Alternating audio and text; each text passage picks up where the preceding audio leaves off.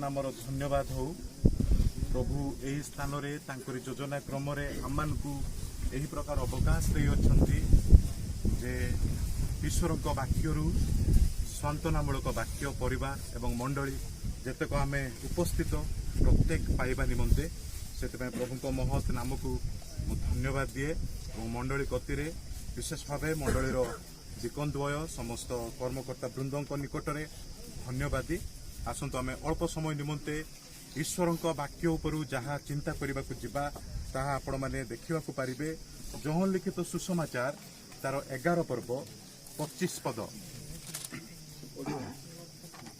हाँ यीशु ताहांकु कहिले मु पुनरुत्थान ओ जीवन जे मोठारे विश्वास करे से यद्यपि मरे तथापि से बंचिबो। केतेक मरण एही प्रकार लागे यही मरण पाई हुए तो सांत्वना नहीं एमिति मरण आज आम एठारे लक्ष्य करने पार्छु परिवार हुए तो दुखरे मर्माहत आज समस्ते आउ से दुखरे म्रियमाण होई भाबुछु ए मरण पाई सांत्वना अछि कि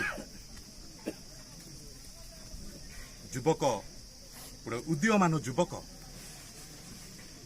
टनी जड़े प्रतिभा संपन्न उदीयमान युवक कहवा गले तांको ठारे अनेक केतक भल गुण सब भरपूर भावे रही से परिवार पाई मंडली पाई युवक मानक पाई तांको सांग साथी मानक पाई हुए तो गोटे आशार झलक होई समस्त आगरे से प्रतीयमान हठात लिभिजा दुख नुहे कि निश्चित भाव गोटे बहुत बड़ दुख हुए तो भाभी पारती ए दुख पाई किछि सांत्वना नाही परा केते वर्ष गले मध्य आमे सांत्वना पाई परिबा नाही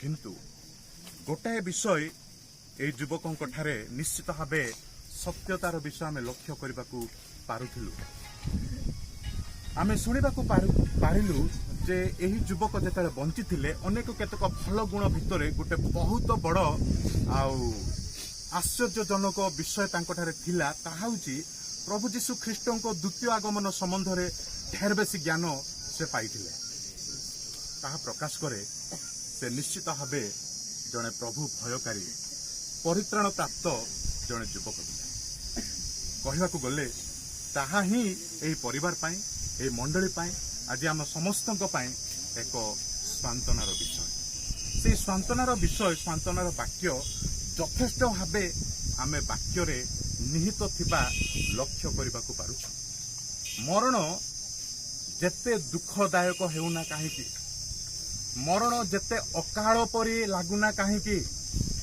आउ मरण जेते जंत्रणादायक हेले मध्य जदि ताहा ख्रीष्टरे थिबा मरण अटे ता पाई सांत्वना गच्छित भावे ईश्वर वाक्य वर्णित हो रही कहवाक गले प्रथम आम देखा पारिबा ए मरणर अर्थ ही गोटाए बहुत बड़ सांत्वनार विषय अटे मरण कौन जदि आम बुझीजा तेबे ताहा आमको सांत्वना दे पारे शारीरिक मृत्यु ता केउ प्रकार हेउना काहेकि शारीरिक मृत्यु को ईश्वर वाक्य दुई भागरे विभक्त करे गोटाए होची ख्रीष्ट विहीन मरण आ गोटाए ख्रीष्ट रे मरण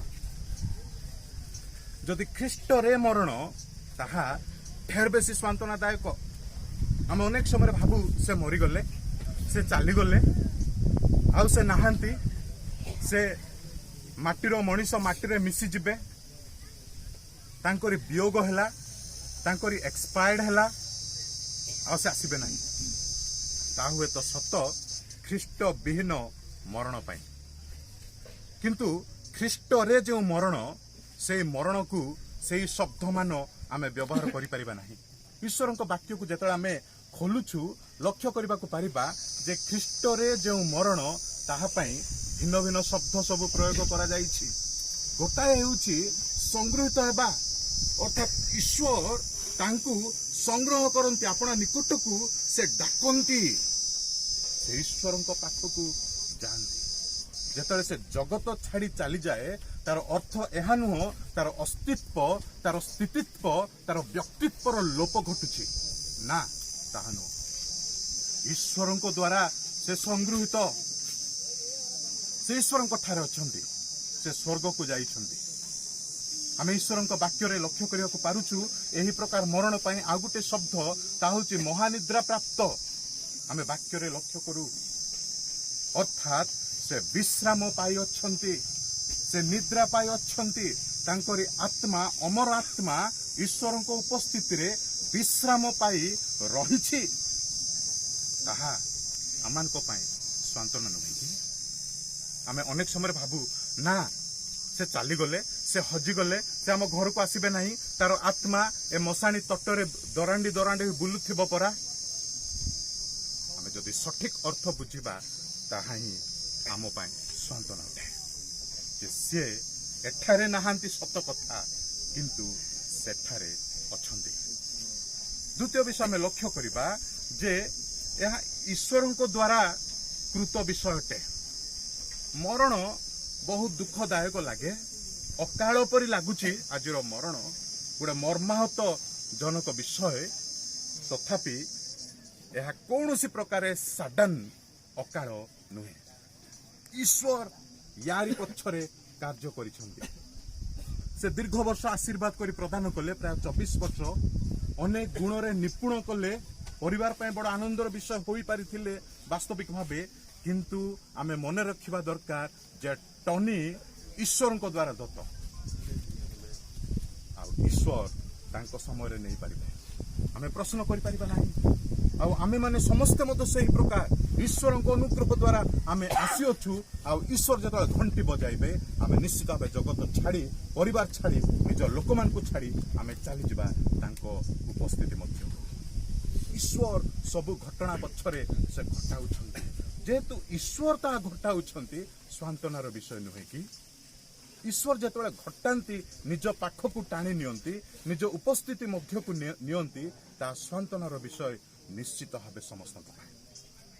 ତୃତୀୟ ବିଷୟ, ସାନ୍ତ୍ୱନାର ବିଷୟ, ଆମେ ପଠିତ ଶାସ୍ତ୍ରାଂଶରେ ଲକ୍ଷ୍ୟ କରିବାକୁ ପାରିବା ଯେ ଯୀଶୁ ଏକ ବିପ୍ଳବକାରୀ ସତ୍ୟତା ଏଠାରେ ପ୍ରକାଶ କରୁଅଛନ୍ତି। କହିବାକୁ ଗଲେ କୌଣସି ବ୍ୟକ୍ତି ରାଜି ହୋଇପାରିବେ ନାହିଁ, କୌଣସି ଜ୍ଞାନୀ, ବିଦ୍ୱାନ, ବୈଜ୍ଞାନିକ ମାନେ ରାଜି ହୋଇପାରିବେ ନାହିଁ। ଯୀଶୁ କୁହନ୍ତି ଯେ ମୋଠାରେ ରହିକି ମରେ ସେ ନିଶ୍ଚିତ ଭାବେ ବଞ୍ଚିବ। ଇଏ ରାଜି ହେବେ? ଏକ ବିପ୍ଳବକାରୀ ସତ୍ୟତା। ତଥାପି ଆମେ ଜାଣିବା ତାହା ଏକ ସୁନିଶ୍ଚିତ ସତ୍ୟତା ଅଟେ। ଯିଏ ପ୍ରଭୁଙ୍କ ଠାରେ ରହି ମରିବେ, ଯେ ଖ୍ରୀଷ୍ଟଙ୍କ ଠାରେ ରହି ମରିବେ, ସେ ନିଶ୍ଚିତ ଭାବେ ବଞ୍ଚିବେ। ଅର୍ଥାତ୍ ଏହା ଜଣେ ଉଦ୍ଧାରକର୍ତ୍ତାଙ୍କ ବାକ୍ୟ ଅଟେ। ଯୀଶୁ ନିଜେ ତାଙ୍କ ମୁଖରୁ ନିଃସୃତ କରି ଏହି ବାକ୍ୟ ନିଜେ କହୁଅଛନ୍ତି। ଅନ୍ୟ କୌଣସି ବ୍ୟକ୍ତି ପରୋକ୍ଷ ଭାବେ ଏହା କହୁନାହାନ୍ତି। ଯୀଶୁ ଯିଏକି ଉଦ୍ଧାରକର୍ତ୍ତା, କହିବାକୁ ଗଲେ ଯାହାଙ୍କ ହାତରେ ଜୀବନ ମରଣର କ୍ଷମତା ଅଛି, ସେଇ ସୃଷ୍ଟିକର୍ତ୍ତା ଯିଏ ଜାଣନ୍ତି ଯିଏ ମଲେ କିଏ କେଉଁଠାକୁ ଯିବେ, ଯିଏ ଜାଣନ୍ତି ସ୍ପଷ୍ଟ ଭାବେ, ସେ ନିଜେ କୁହନ୍ତି ଯିଏ ଖ୍ରୀଷ୍ଟରେ ଥାଇ ମରିବେ ତାହା ମରିବା ନୁହଁ, ତାହା ବଞ୍ଚିବା ଅଟେ। ପ୍ରିୟ ପରିବାର, ପ୍ରିୟ ମଣ୍ଡଳୀ, ପ୍ରିୟ ଉପସ୍ଥିତ ସାଧୁଜନ, ଆମେ ସମସ୍ତେ ଆଜି ଭାବିବା ଯଦ୍ୟପି ଟନି ଆଜି ଆଖି ବୁଜିଛନ୍ତି, ସେ ସେଠାରେ ଆଖି ଖୋଲିଛନ୍ତି। ଏ ଦୁଃଖ ମର ଶରୀରରୁ ସେ ଆଜି ଆମ ସମସ୍ତଙ୍କ ଠାରୁ ବିଦାୟ ନେଇଛନ୍ତି ସତ କଥା, କିନ୍ତୁ ତାଙ୍କ ଅସ୍ତିତ୍ୱ, ତାଙ୍କ ବ୍ୟକ୍ତିତ୍ୱ ରହିଛି। ତାହା ଅଲିଭା ନୁହଁ, ସେ ପ୍ରଭୁଙ୍କ ଠାରେ ରହିଛନ୍ତି। ବାକ୍ୟ ଆମକୁ କୁହେ ଯଦି ଆମେ ମଧ୍ୟ ତାଙ୍କୁ ଦେଖିବା ପାଇଁ ଚାହୁଁଛୁ, ତେବେ ଆମେ ଯଦି ଖ୍ରୀଷ୍ଟରେ ଥାଇ ମରିବା, ନିଶ୍ଚିତ ଭାବେ ଗୋଟିଏ ଦିନ ଏହି ଯୁବକଙ୍କୁ ଈଶ୍ୱରଙ୍କ ସଙ୍ଗରେ, ଈଶ୍ୱରଙ୍କ ଉପସ୍ଥିତିରେ ଆମେ ଦେଖିବାକୁ ପାଇବା। ଆଜି ଆପଣମାନେ ସମସ୍ତେ ଖ୍ରୀଷ୍ଟରେ ଅଛନ୍ତି କି? ଯଦି ଖ୍ରୀଷ୍ଟରେ ନାହାନ୍ତି, ଆପଣଙ୍କ ହୁଏତ ଭବିଷ୍ୟତ ମରଣ, ମୋର ଭବିଷ୍ୟତ ମରଣ, ତାହା ମହାନିଦ୍ରା ପ୍ରାପ୍ତ ହୋଇପାରିବ ନାହିଁ, ତାହା ଏକ୍ସପାୟର୍ଡ ହୋଇଯିବାକୁ ପ୍ରକାଶ ପାଇବ। ଆଜି ପ୍ରଭୁ ସମସ୍ତଙ୍କୁ ଆଉ ସୁଯୋଗ ଦେଇଛନ୍ତି, ଏହି ଘଟଣା ଦ୍ୱାରା କଥା କହୁଅଛନ୍ତି ଯଦି ଆମେ ଖ୍ରୀଷ୍ଟରେ ଥାଇ ମରିବା, ଆମେ ମରିବା ନାହିଁ, ନିଶ୍ଚିତ ଭାବେ ବଞ୍ଚିବା, ଅନନ୍ତ କାଳ ପାଇଁ ଆମେ ବଞ୍ଚିବା। ପ୍ରଭୁ ଏ ସାନ୍ତ୍ୱନାଦାୟକ ବାକ୍ୟ ଦ୍ୱାରା ପ୍ରତ୍ୟେକଙ୍କୁ ସାନ୍ତ୍ୱନା ପ୍ରଦାନ କରନ୍ତୁ। ଧନ୍ୟବାଦ।